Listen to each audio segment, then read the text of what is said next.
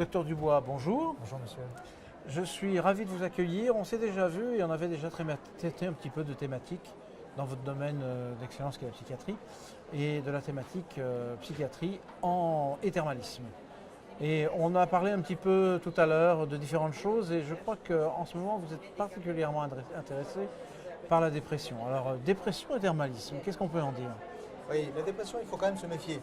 Parce que dépression réactionnelle, dépression situationnelle, par exemple, quand vous êtes dans un contexte de difficultés professionnelles, dans un contexte de difficultés personnelles, familiales par exemple, ce sont des dépressions réactionnelles. Donc des dépressions souvent assez modérées, qui s'installent doucement et qui sont un peu la conséquence d'une espèce de trouble un peu d'adaptation, d'un trouble un peu chronique et qui se termine par une dépression. Ces situations chroniques, elles bénéficient de la cure. Par contre, la dépression majeure, vous savez, ces dépressions qui tombent dessus comme ça en quelques jours et qui sont d'une grande intensité, là, il faut mieux, à mon avis, un cadre hospitalier. Donc, je reviens aux dépressions réactionnelles qui sont une bonne indication. Encore une fois, pensez au trouble de l'adaptation, les difficultés d'adaptation par rapport à une situation imprévisible, une situation qui est difficile à vivre, problème de travail, problème de famille, un deuil, etc. Donc tout ce qui peut choquer et qui peut fragiliser, l'indication de la cure est très utile. À la fois parce qu'il y a l'éloignement, il y a la prise en charge aussi du patient dans sa dimension psychologique, humaine, et puis bien sûr il y a le soin qui apporte toute une détente, toute une relaxation, tout un lâcher-prise qui sont souvent attendus par le patient parce que quand il vit dans sa souffrance elle est quasiment permanente. Et donc, vous savez, la grande difficulté des dépressifs, c'est qu'ils pensent en permanence, ils ruminent, leurs cognitions sont tout le temps les mêmes. C'est « ah, ça me fait de la peine, j'ai de la peine, j'ai de la peine ». Et comment ça peut évoluer, etc. Donc ils n'arrivent pas à sortir de leur processus. Ils ont besoin de s'extraire, ils ont besoin d'un climat différent, ils ont besoin d'un soutien psychologique qui leur dit stop, arrêtez, pensez à autre chose. Enfin, des choses simples, mais quand c'est dit par un médecin, c'est toujours un peu différent. Et puis ils ont besoin de ce repos qu'ils acquièrent dans le cadre de la cure. Ils apprennent un peu à retrouver une autre dimension de cette vie. Donc la cure, ce n'est pas que le sevrage d'un environnement défavorable, c'est aussi l'accompagnement qui va avec. Oui. Est-ce qu'on parle de cures qui ont la finalité spécifique de traiter la dépression, ou est-ce qu'on parle de quelqu'un qui a une pathologie qui en remet une couche et pour lequel c'est important que le côté dépressif soit aussi pris en compte? Oui, je crois qu'on est pas vraiment dans des dépressions primaires, vous voyez, où là vraiment la pathologie explose comme ça avec une violence incroyable, parce que là, on a plus besoin sans doute d'une thérapeutique médicamenteuse, d'une hospitalisation et d'un encadrement pour éviter ne serait-ce qu'un passage à l'acte suicidaire, qui est un risque de la dépression.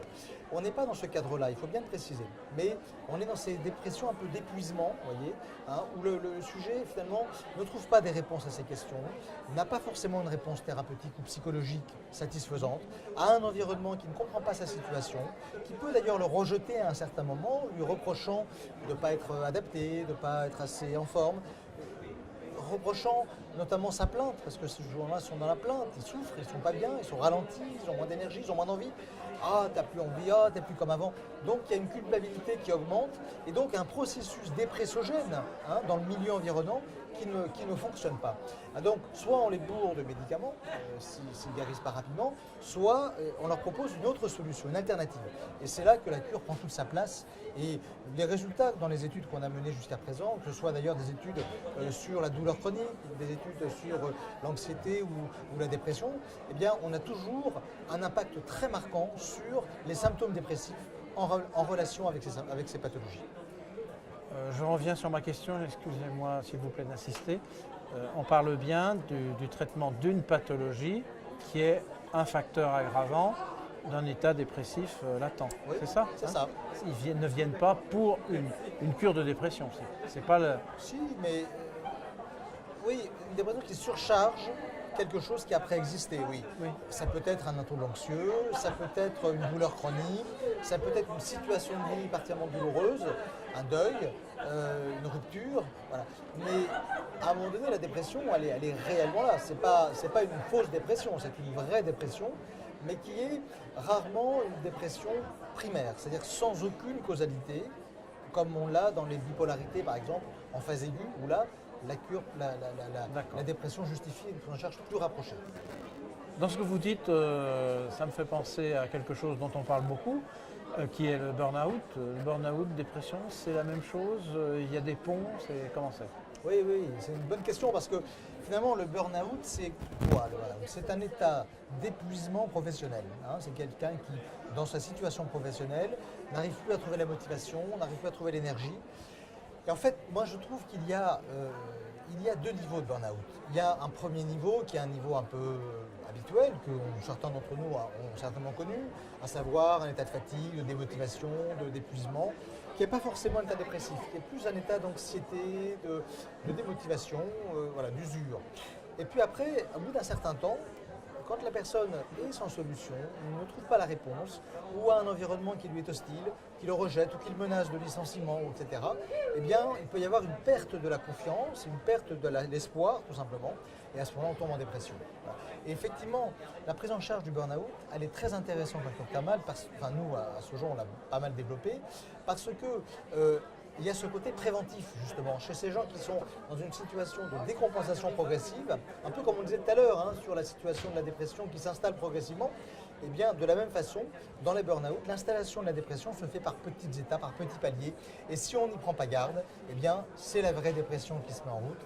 Et là, on est dans un processus beaucoup plus compliqué à traiter. Donc, quand il y a un début burn-out, et c'est difficile de le percevoir, parce que, vous savez, quand vous êtes dans une difficulté professionnelle, vous avez l'impression que votre burn-out, il est normal. Vous avez l'impression que ce que vous vivez, c'est assez normal, c'est assez habituel. Vous le vivez un petit peu moins bien, mais que c'est pareil pour tout le monde, donc je ne vais pas me plaindre. Oui, c'est logique. Ouais. C'est logique, je ne vais pas me plaindre, c'est la vie, de toute façon, il faut que je m'habitue. Et puis vous en parlez à votre voisin, ben oui, mais moi aussi, c'est pas facile au travail. Ouais. Et il y a une banalisation de la souffrance, il y a une espèce de déni qui n'est pas volontaire, évidemment, hein, comme toujours d'ailleurs, mais il y a un déni de la situation, il y a une banalisation de la souffrance, on s'habitue, on n'a plus conscience que vraiment ça devient pathologique.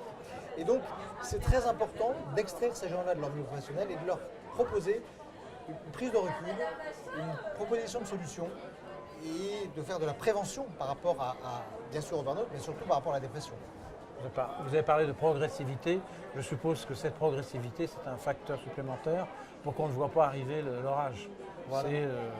Voilà. Ça vient petit à petit. C'est des processus extrêmement lents qui se font sur des mois. Et bien souvent, la chose n'est pas perçue de manière très objective. Et souvent, quand on voit ces patients, parce que moi j'en vois pas mal dans ma activité médicale, et bien quand on voit ces patients, très souvent, ils n'ont pas conscience qu'ils en sont là. Ah, ils vous disent, mais oh, ben quand même, j'en suis pas là. Oui. Et ils ont une banalisation, c'est très curieux. Et quand ils font leur cure, après, ils vous disent, ah bah oui, je me rends compte combien j'étais pas bien. Et peut-être un dernier point pour ne pas prolonger trop. Un point qui m'intéresse quand même, c'est quand on parle de dépression, on dit souvent que les gens ne dorment pas assez, qu'ils ont des troubles du sommeil. Ça peut être aussi, je suppose, un burn-out à ses débuts. Donc, qu'est-ce qu'on fait dans une cure? Est-ce qu'on a la possibilité d'aborder ces problèmes-là en direct ou en connexe de ce qu'on vient d'évoquer? Le sommeil, pour moi, le sommeil est un traitement. Le sommeil est un traitement.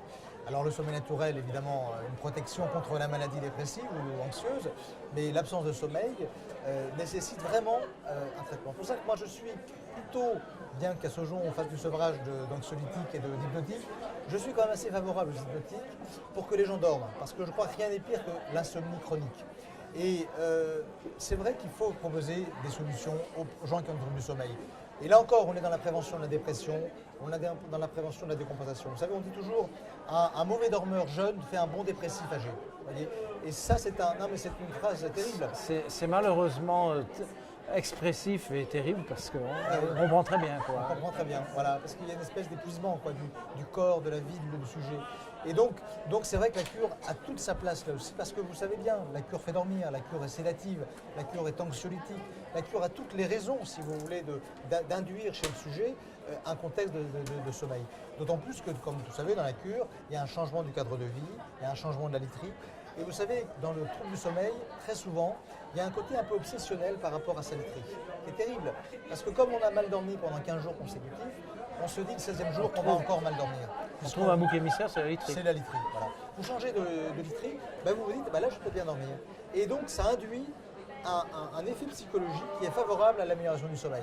Donc vous avez la cure qui vous sédate, vous avez le lieu qui vous enlève de l'anxiété, des facteurs de stress, vous avez la literie qui est modifiée, et donc vous avez toutes les chances d'améliorer votre sommeil. Vous dormez 3 semaines beaucoup mieux, la cure vous fatigue quand même beaucoup, vous êtes un peu fatigué, un peu sédaté, mais vous repartez après avec beaucoup d'énergie, et préventivement, vous avez bien amélioré votre risque vous avez bien enlevé votre risque de chuter en dépression. Je vous remercie. J'arrête de vous poser les questions parce qu'on resterait assez longtemps à vous écouter. Je vous remercie donc et puis j'espère qu'on aura d'autres thématiques à aborder dans d'autres circonstances. Mais c'est vrai que l'aspect psychiatrique de la cure thermale est quand même quelque chose qu'on connaît mal et on a envie d'en entendre parler. Merci beaucoup. Merci à vous, merci de votre intérêt. Merci.